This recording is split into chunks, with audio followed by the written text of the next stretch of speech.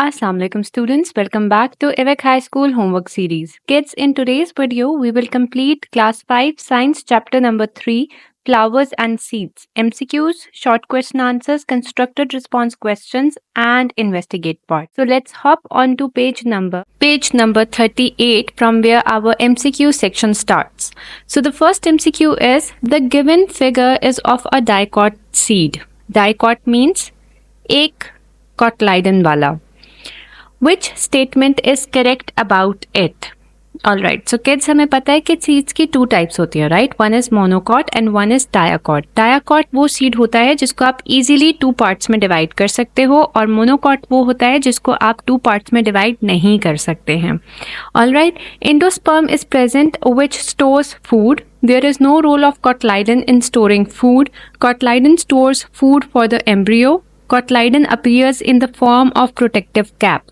So the correct option, kids, over here is C. Cotyledon stores food for the embryo. Question number 2 is, in the given picture of the flower, which are the reproductive part of the plants? So ये आपको जो picture दी गई है, आपको इसको observe करना है और बताना है कि इसके रिप्रोडक्टिव पार्ट्स कौन से हैं.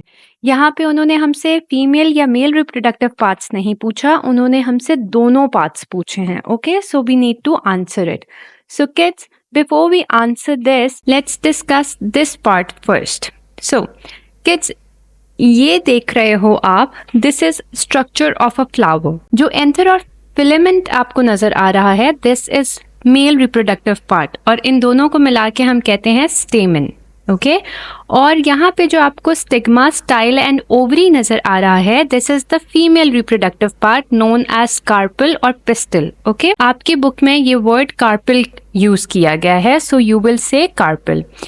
Alright, and kids, this is ovule, ये भी रिप्रोडक्टिव पार्ट में आता है. सीपल, पेटल एंड पेडिकल ये रिप्रोडक्टिव पार्ट में नहीं आता. ऑलराइट, सो ये आपने बच्चों याद रखना है, स्ट्रक्चर ऑफ फ्लावर, और ये भी याद रखना है कि a flower has 4 parts. Okay, sepal, petal और कार्पल जो है that is female reproductive part, जिसके अंदर स्टिग्मा, स्टाइल एंड ओवरी होती है, और stamen is the male reproductive part, anther and filament इसके अंदर होता है. And always remember kids that एक फ्लावर, किसी भी टाइप के फ्लावर के अंदर, चाहे वो ट्यूलिप फ्लावर है, लिली फ्लावर है, कोई भी फ्लावर है, इन सब के अंदर दोनों होते हैं. Alright, so now let's, so kids, over here the correct option is B. B, C and D are the reproductive parts of the flower. The gram seed is covered by which structure? एक gram seed जो है वो किस structure से cover होता है? Ovary.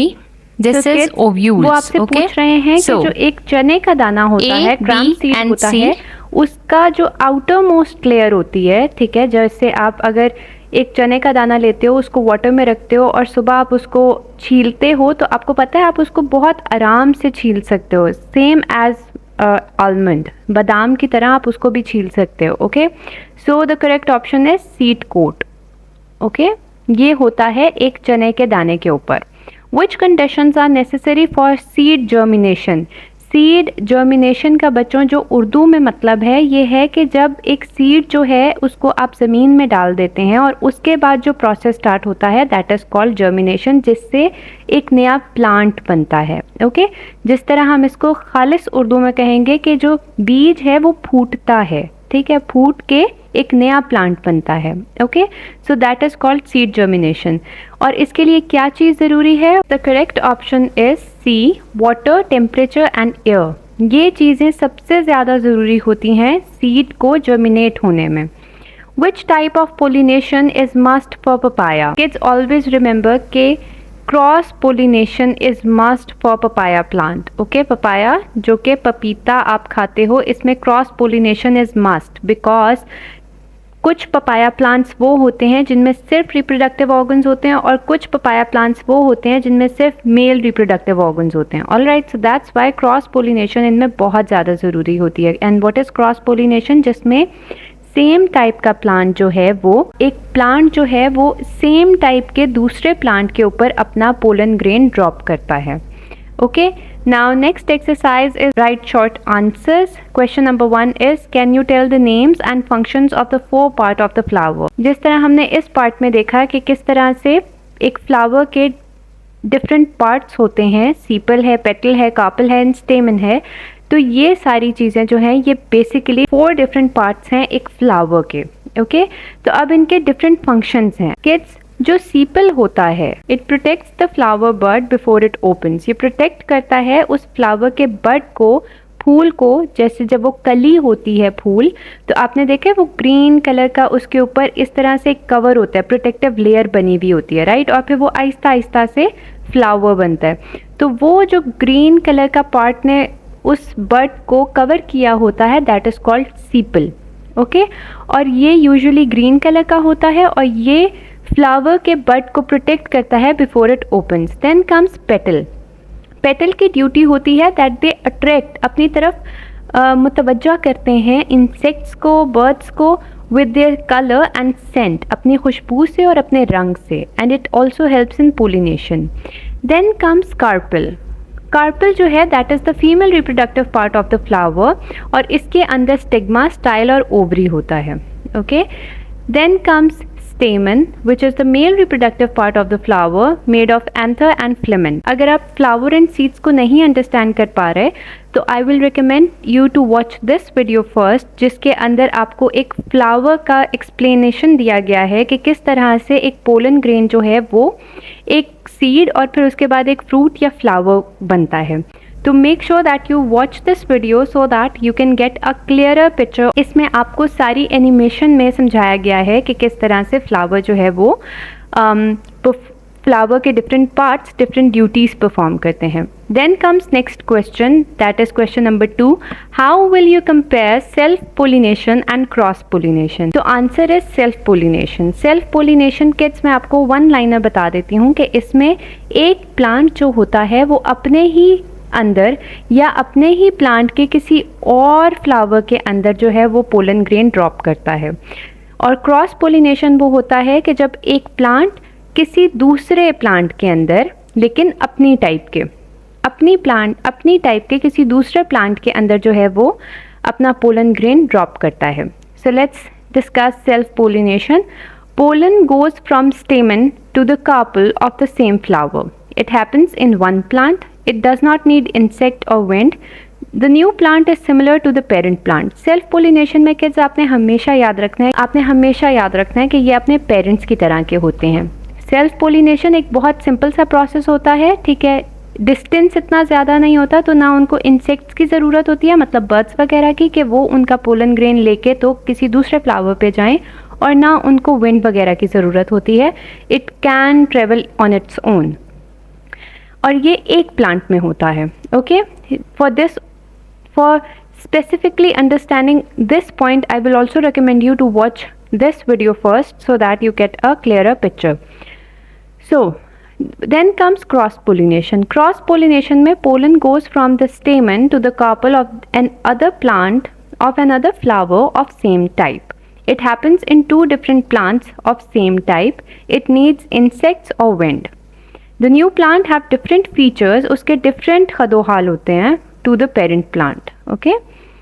Then comes question number 3 that is compare gram and maize seed. तो ग्राम seed कौन सा होता है? चने का दाना. And what is maize seed? मेज सीड इज मकई का दाना. Okay.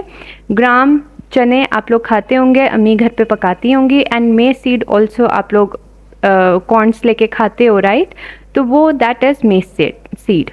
Gram seed it is a dicot plant. Dicot means जिसमें 2 कॉटलाइडेंस होते हैं.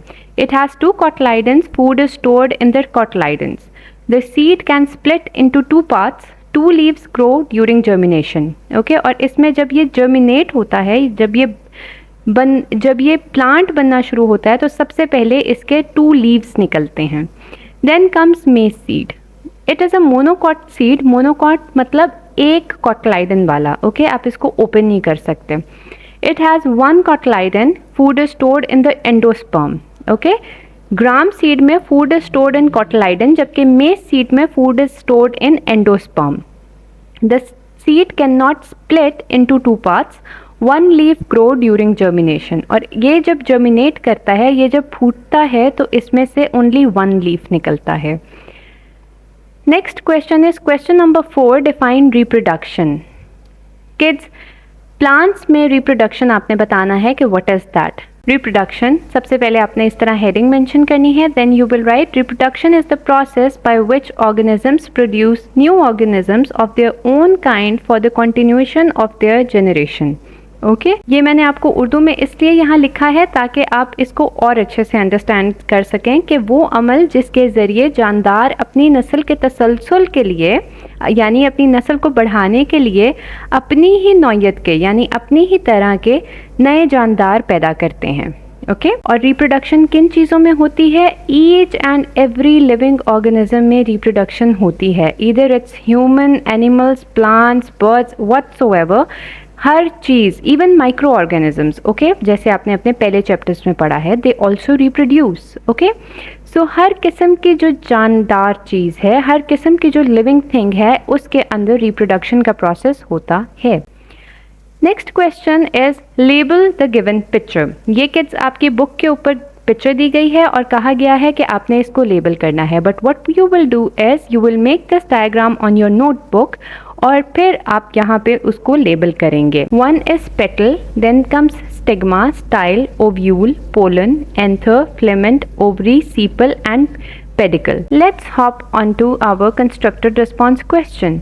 So the first constructed response question is, observe the given picture and tell what is the role of water in seed germination. Observe करें ये जो दी गई pictures हैं इनको और बताएं कि पानी का क्या किरदार है, पानी का क्या रोल है इन सीड जर्मिनेशन में। सीड जर्मिनेशन हमने समझा था जहाँ बीज जो है वो ग्रो करता है, जहाँ बीज जो है वो फूटता है और एक नया प्लांट बनाने की तरफ फर्स्ट स्टेप लेता है। ओके, सो किड्स आपने ये पिक्चर अपनी बुक के ऊपर देखनी है और बहुत गौर से देखनी है। तो यहाँ पे आपको नज़र आएगा, फर्स्ट पिक्चर पे लिखा है plain water, water with salts, water with sugar, water with vinegar. Okay, plain water वाले जो पॉट है उसके अंदर आप देखें, उसके अंदर आपको छोटे से 2 लीव्स नज़र आ रहे हैं, राइट। और बाकी जो 3 पिक्चर्स हैं इसके अंदर you can not see anything. So आपने यहाँ पे लिखना, आपने यहाँ पे हेडिंग मेंशन करनी है observation, then you will write seeds given plain water have started to germinate well. वो सीड्स जिनको प्लेन वाटर दिया गया है वो अच्छे से जर्मिनेट हो रहे हैं। Seeds given water with salt and sugar or vinegar did not germinate properly or show poor growth. Okay, और लेकिन हमने जब पानी के अंदर सॉल्ट डाला या शुगर डाली या विनेगर डाला तो उससे क्या हो जाता है कि वो जो सीड का प्रोसेस है जर्मिनेट होने का, वो या तो स्लो डाउन हो गया या ये बहुत बुरी तरीके से बढ़ रहे हैं। Okay, and you can also not see any sort of leaf on that, which means कि सीड जो है वो जर्मिनेट नहीं हुआ। Question number 2 is, observe the given picture for which type of pollination are the shapes and structure of flowers suitable. In pictures को भी आपने observe करना है और देखना है कि किस तरह के फ्लावर के स्ट्रक्चर के लिए किस तरह का पोलिनेशन है और यहाँ पे किस तरह का पोलिनेशन हो रहा है। ओके, सो उसी तरह आपने सबसे पहले लिखना है observation and then you will say that the image shows different animals, birds like butterflies, hummingbirds and bees visiting flowers. The shapes and structure of these flowers are suitable for insects and birds pollination, which is a type of cross pollination. Okay, तो जो cross pollination होती है, हमने ये अपने question answer में भी देखा था कि cross pollination में या insects या birds या wind की ज़रूरत होती है। Okay, और यहाँ पे you can see butterfly, beetle and bees, right? You can see butterflies, hummingbird and bees over here, right? तो ये क्या कर रहे हैं कि जब ये अट्रैक्ट होते हैं पेटल से, तो जब ये फ्लावर पे जाके उसका नेक्टर चूसते हैं, उसका नेक्टर सक करते हैं, उसका रस चूसते हैं, तो क्या होता है कि इनके साथ उस फ्लावर से पोलन ग्रेन अटैच हो जाता है। फिर जब ये दूसरे किसी फ्लावर पे जाते हैं सेम टाइप के, तो ये वहाँ पे वो पोलन ग्रेन ड्रॉप कर देते हैं। ओके, और इस तरह से वो जो दूसरा फ्लावर है वो पोलिनेट हो जाता है और फिर वो फर्टाइल हो जाता है और उससे फिर आगे एक न्यू प्लांट बनना स्टार्ट हो जाता है.